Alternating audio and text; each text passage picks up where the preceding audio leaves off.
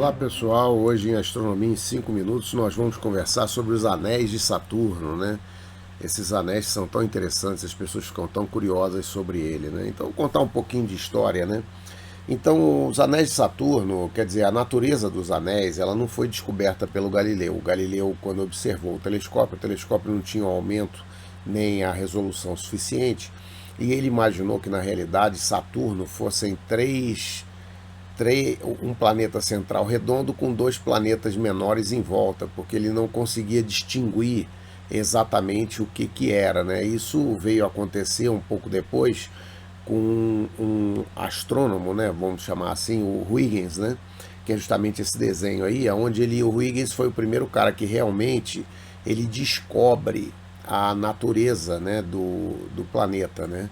Ele observou que o planeta realmente tinha um anel em volta e que esse anel variava conforme o tempo passava, ele variava os ângulos e variava a posição, né? Posteriormente ao Huygens, né, o Laplace mostrou matematicamente que esses anéis não podiam ser sólidos, porque seriam instáveis, né? E, bom, a gente já sabia mesmo antes de mandar qualquer sonda para lá que esses anéis eram constituídos de realmente pedaços pequenos e a maior parte deles é de gelo, né? E uma pequena parte de pedra, né? Bom, com relação à origem desses anéis, há uma discussão muito grande, né?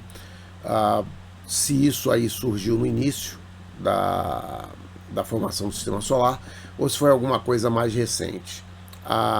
Os dados da sonda Cassini, eles apresentam para a gente informações que levam a gente a crer que esses anéis existem há 100 milhões de anos, ou seja, que na época dos dinossauros do Jurássico, por exemplo, não tinha anel em Saturno.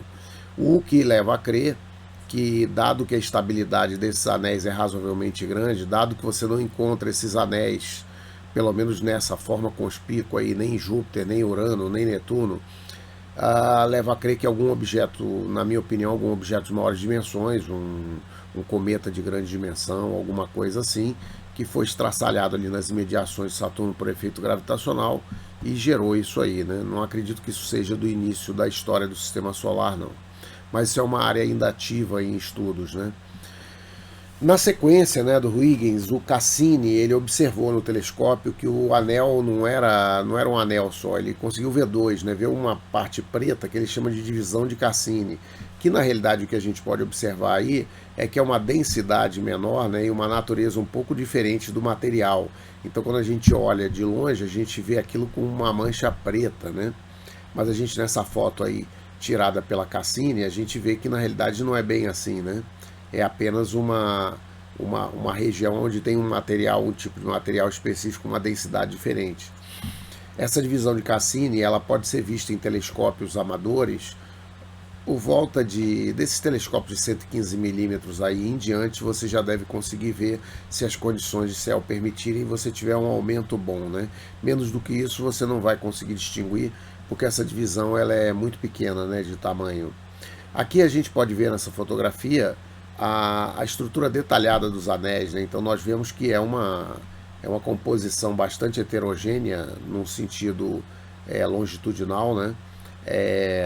E a gente inclusive tem primeiros fragmentos que a gente chama de satélite, né, de Saturno, que inclusive orbitam dentro dos anéis e provocam algumas alterações orbitais muito interessantes, né? Mas esses anéis aí não são vistos da Terra dessa forma. Você vê isso aí com uma coisa mais borrada, né? Então por isso que se você pegar essa imagem e tirar a resolução e borrar, vai ser mais ou menos o que a gente consegue ver com os telescópios aqui da Terra, né? Que é o que você vê nessa imagem aí. Então, a gente pode ver embaixo o Huygens, né, quando ele começou a notar a natureza do sistema, né, como que acontecia, né, e no telescópio a gente pode observar em cima, são fotografias tiradas aí, no caso, pelo telescópio Hubble, mas os telescópios amadores, eles conseguem tirar fotografias desse nível aí, porque hoje com as câmeras disponíveis de alta velocidade, né, você é como se você não tivesse atmosfera. Então a qualidade vai ser limitada normalmente pelo diâmetro do telescópio. Quanto maior o diâmetro do telescópio, melhor a imagem, né? Normalmente vai ser assim, tá ok? Então, em termos de fotografia, praticamente qualquer telescópio consegue fotografar Saturno de uma forma adequada, usando as técnicas corretas, né? Aqui o que a gente pode ver também é a variação vista da Terra, né? A variação do movimento dos anéis a cada 15 anos, mais ou menos, 13, 15 anos, esses anéis ficam, não são visíveis da Terra, né? Você vê eles exatamente de lado. Então esse fenômeno, ele, se por um lado ele é interessante, por outro ele tira o charme do planeta, né? Isso vai acontecer agora em 2025. Então quem tiver a fim de ver Saturno, aproveita para ver, porque em mais 3 anos, aí 4 anos, o anel vai ficar bem pouco visível, né? Então o planeta vai tender a ficar menos brilhante quando ele tiver quando nós estivermos observando aqui, né? Porque a contribuição de brilho dos anéis não vai aparecer, né? E isso aqui, finalmente, a gente pode observar aí alguns resultados da sonda Cassini, né? Essa sonda foi mandada ainda no final do século XX e ela operou até 2017 e praticamente grande parte do que a gente sabe sobre Saturno e seus satélites vem dessa sonda, né? Seja porque ela lançou pela primeira vez uma sonda, a sonda lançou uma sonda em Titã, né? Que sobreviveu pouco tempo lá, mas que mandou muitas informações importantes para a gente.